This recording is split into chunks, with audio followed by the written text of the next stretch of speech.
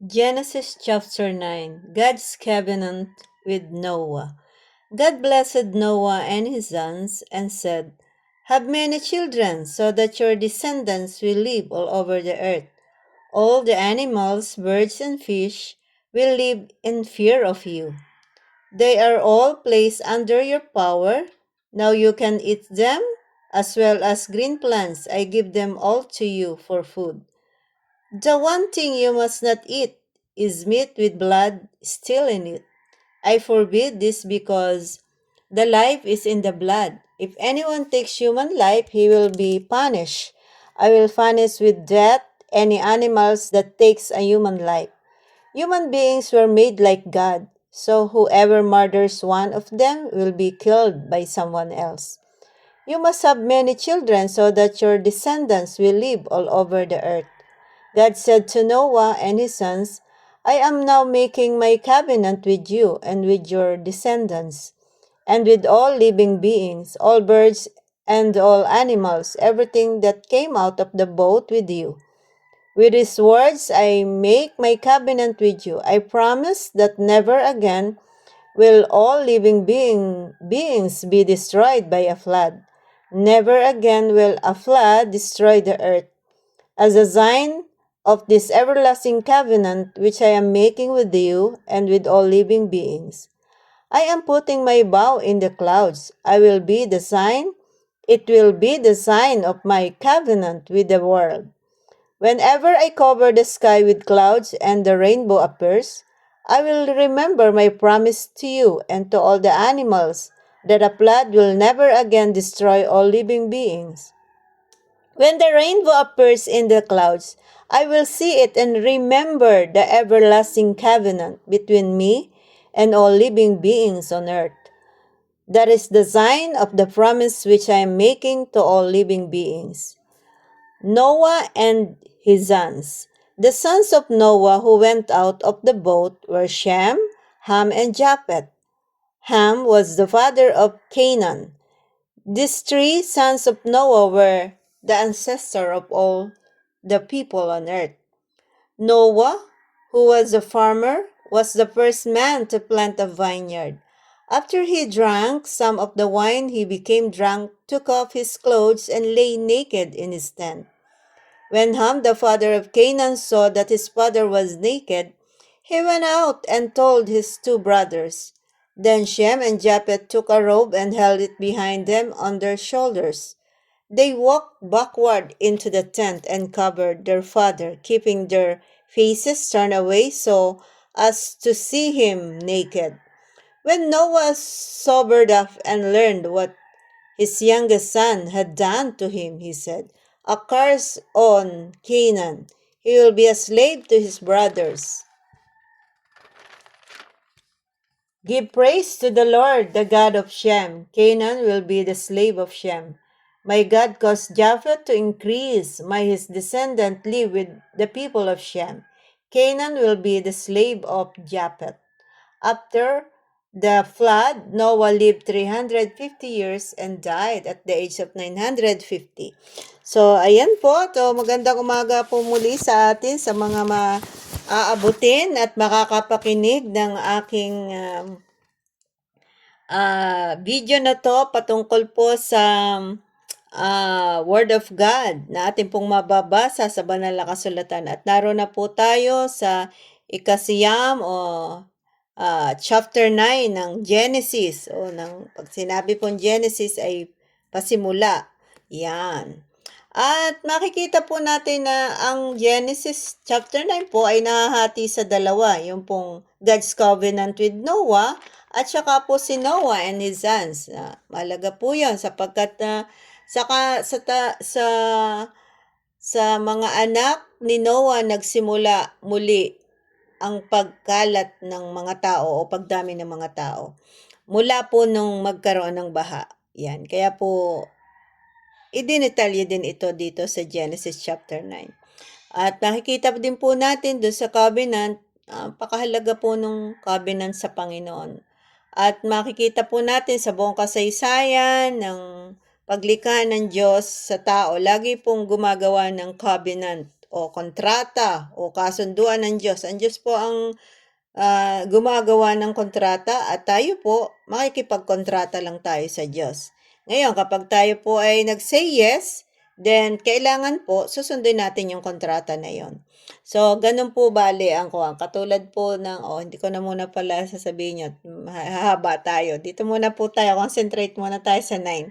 Okay. So, makita po natin na doon pagkatapos po ng baha ay nagkaroon po ng covenant. Dahil nga, di ba, nag-alay si Noah, nalugod ang Panginoon nang maamoy niya yung aroma ng alay ni Noah. Kaya naipangako niya sa kanyang sarili na hindi na po niya muling lilipulin ang lahat ng mga may buhay, pati na po ang mga hayop, sa pamamagitan po ng baha. Ipinangako po yun ng Panginoon at ang sign na lagi niya yung magpapaalala yun sa kanya at sa atin ay yung pong paglitaw ng bahaghari. So, kaya po may bahaghari po, yun po ay sign ng covenant ng Diyos sa tao at sa mga hayop na hindi na po niya muling lilipulin o i-judge ang tao sa pamamagitan ng baha. Ay dahil nga ngayon ay trending yung mga patungkol sa pondo ng flood funds ngayon sa ating bansa. Bakit nagkakaroon pa rin ng mga baha at marami din ay namamatay patungkol doon? Kasi nga po, hindi na po yun na kumbaga di na natin pwedeng isisi sa Panginoon yun. Kasi kaya po nagkakaroon noon ay dahil po sa kagagawa na po ng tao. So, ngayon, dito po tayo. So, makita din po natin na ang Panginoon ay sinabihan na din niya na yung mga di ba, ibinigay ng Panginoon yung mga halaman, mga butil na luntian, yung mga luntian para sa mga hayop, tapos yung mga butil, mga bunga ng punong kahoy para po kainin ng mga tao yun. And then dito po, mapapansin din natin na inallow din ng Panginoon. Una-muna, sinabi ng Panginoon, you have a power sa lahat ng mga hayop. Kumbaga, pwede natin talagang, tayo ang superior sa mga hayop. Sabi niya, sabi ng Panginoon, makakain na din ninyo yung mga hayop. Kaya po, pagdating po sa lumang tipan, mapapansin po natin. Pero hindi, of course, hindi lahat ng hayop ay talagang kinakain ng tao. Meron po tinatawag na mga clean and unclean animals. At yung pong mga clean, yun po yung kinakain ng mga tao nung araw sa lumang tipan. At isa sa talagang ipinag-utos ng Panginoon, okay, pwede na kayong kumain ng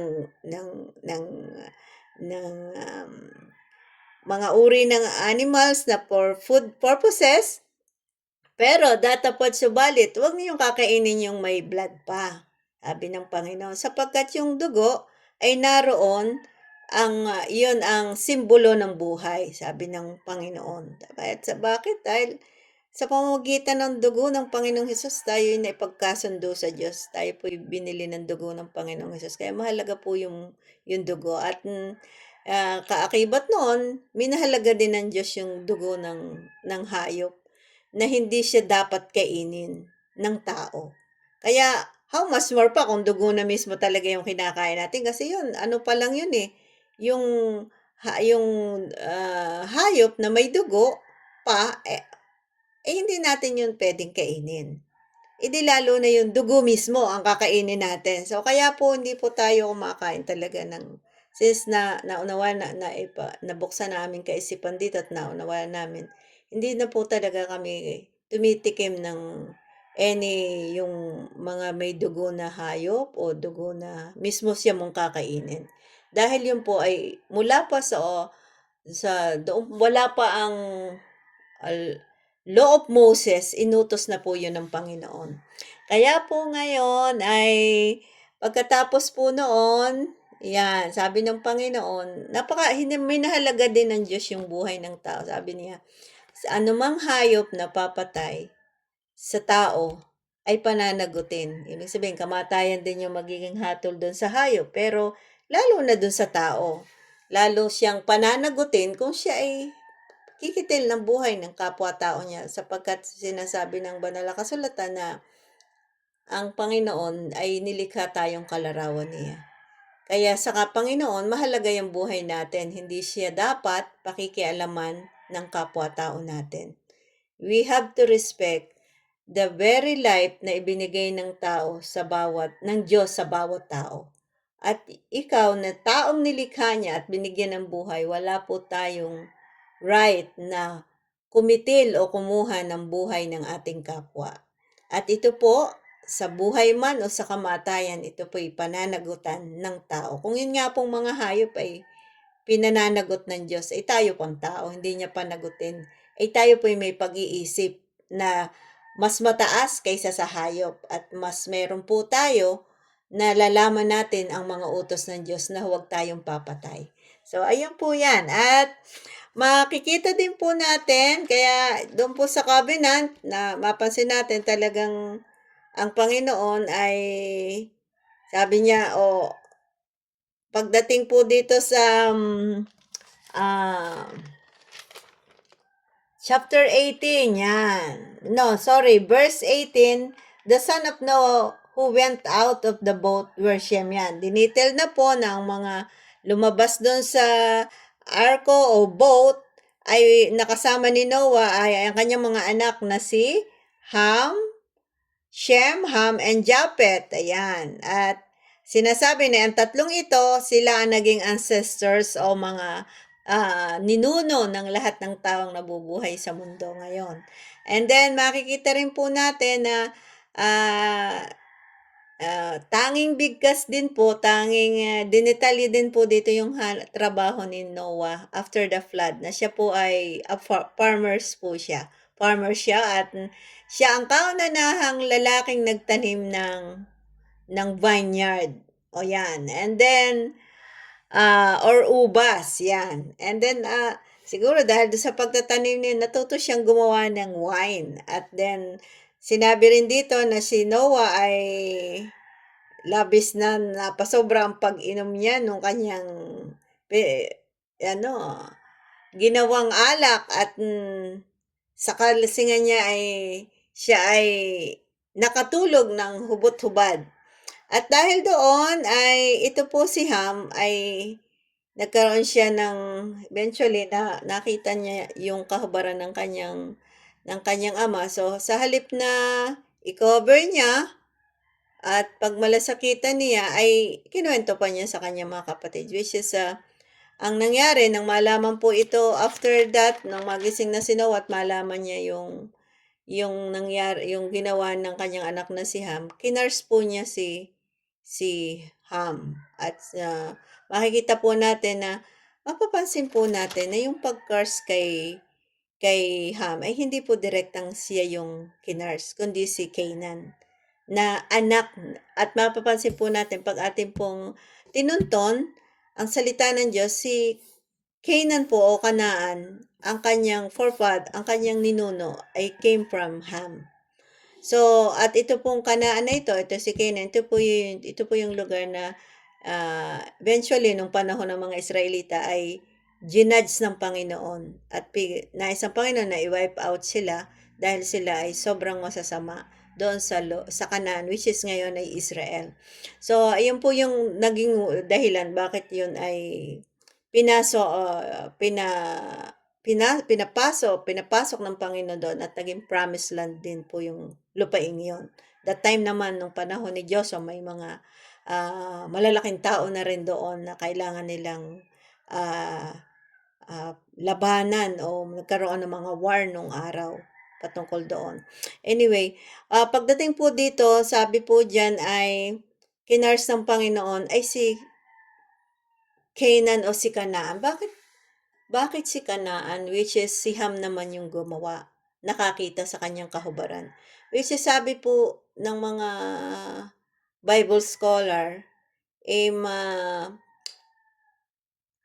dahil daw po dahil ng hindi pwedeng i-curse ni Noah si Ham dahil siya po nung sila po lumabas pagkatapos po ng flood ay nag-release ng blessing ang Panginoon kay Ham, Shem, and Japet. Kaya instead na siya, yung anak po ang kinurse ni ni Noah. Pero sabi diyan unfair naman, bakit yung anak hindi naman siya? We don't know kung ano po yung nangyari. Sinasabi po na mayroong pang higit na kasalanang nangyari doon yung kasi pagka po binasa po natin ang Bible, yung pong sinasabing wag mong sabi diyan, yung kahubaran ng iyong magulang. Oo, ng iyong ama o ng ama mo ay ibig sabihin po may mga nangyari pong mga sexual na pangyayari within the family, kung sa ina o sa mga kapatid. Kasi yun po, lagi po yun po kasing pagka po family ang pag-uusapan, lagi po yung tatay. Sa Biblia, wala pong hindi po binabanggit ang nanay o usually yung mga babae, lagi po yung ama. Kaya po, kasi yung pong nanay, yung pong nanay, at saka yung ama, iisa yun sa harap ng Diyos. Yung mga anak, yung pamilya, lagi pong ang representative doon ay yung tatay. Pag-aari po ng tatay yung buong family niya. Kaya kung meron pong nangyari doong sexual na na bagay o pagtatalik, yun po ay kasalanan sa Panginoon. Kaya po nagkaroon ng curse doon. Maring meron pong higit na pinatutungkulan. Hindi lang po yung sinasabing literal na nakita niyang hubad ang kanyang tatay. Kaya po nangyari, hindi ko po masyadong ididig yun ngayon kasi yun lang muna po. At we don't know kung ano po talaga nangyari, bakit doon kay Kanaan nasalin yung sumpa. Which is nangyari naman na nagkatotoo yon dahil po noong panahon ng mga Israelita. Yan po yon. Kaya po tayong mga, alam niyo po, kahit mo mga magkakapatid, minsan talagang iba-iba ang nagiging nagiging destiny ng ating buhay. Kahit isang magulang na nagpalaki sa atin, ay nagkakaiba-iba depende sa nagiging response natin sa ating buhay bilang tao, bilang individual. At kalimitan ng mga kasalanan ng magulang ay na napagbabayaran sa saling lahi. Kaya tayo pong mga magulang, lalo na po yung tatay, napakalaki po ng obligation niya para siya mamuhay sa kalooban ng Diyos at mamuhay siya sa katwiran. Dahil sooner or later ay nadadamay din po yung mga generation kung hindi din lalapit sa Diyos yung mga generation. Kasi usually, pag ang magulang ay hindi lumalapit sa Diyos, ganun din ang mga anak. Pero pag ang magulang ay lumalapit sa Diyos, eventually, natututo din yung mga anak na lumapit sa Diyos. Ayan po. Kaya po, mahalaga po yung respect at makikita natin sa sobrang respect po ni Japet at saka ni Shem ay talagang ni-reward po sila ng Panginoon. At nung malaman nila yon, naghawak po sila ng balabal o tela at inilagay nila sa kanilang shoulder, patalikod silang dalawa, partnered sila, ay lumapit sila sa tatay nila. At patalikod po yon para hindi nila makita yung kahubaran ni Noah at kanila pong tinakpan yung kahubaran ni Noah ng tela o ng kumot o ng blanket. Which is eventually yung respect na yon ay nagbunga sa kanila ng pagpapala. Kaya po tayo mga anak, kailangan po ay yung respect natin talaga sa magulang kung tayo may nakakagawa ng mga bagay na hindi maganda, nabibigla tayo, nakakagawa tayo ng mali sa ating parents, we have to ask forgiveness. Una sa Diyos at ganoon din sa parents natin kasi tayo rin po ang magdadala nun kapag hindi po tayo natin nire-respect ang ating magulang. Kahit ang pag-respect hindi naman yung pagsasabi lang ng po at opo na kultura ng mga Pilipino. The way natin tinatrato ang ating magulang ay yun po ay nagpapakita na ng ating totally na respect o obedience sa ating magulang. So, at sinasabi din po dyan na at yung naging curse kay Ham ay sabi doon ay he will be a slave to his brother. Sabi niya. May ibig sabihin, magiging mas angat talaga si Shem and Japhet. And of course, pag naging angat si Shem at Japhet, kasama yung kanyang descendants doon sa magiging angat. At magiging mababa ang kalagayan ni Ham. And makikita naman natin, nagkatotoo ang sumpa at blessing ni Noah na